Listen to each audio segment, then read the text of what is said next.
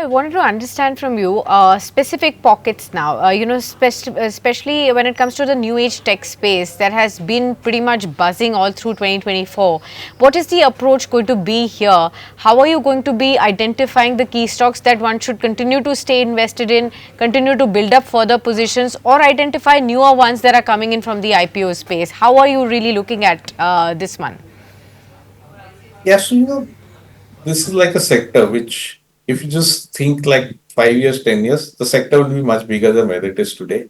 There'll be few players which will be much, much bigger, but there are many other players which will probably wind up. And because, it's a sector and it's a segment where the few players end up taking a large market share and a lot of others tend to really pack up.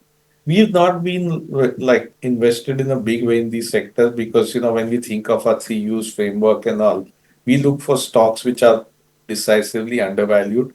A lot of these are not very cheap. They are never because there are hardly any earnings over there. So we always struggle with a lot of these ideas. Unless there's a lot of pain in them, then you tend to get some of this stuff cheaper. So it will be, some of the winners of the last year, probably in terms of earnings delivery, will continue to do well because they're gaining market share. But if we get into a funding summer where funding gets difficult and a lot of these businesses make losses. So the whole thing works on, okay, I'm making losses, but somebody's going to fund me, so I don't need to worry about the losses. Then these businesses get into problem, they get into pain. And that is where people like us probably tend to buy these things, where there's a lot of pain on the balance sheet, there's pain in the stock price.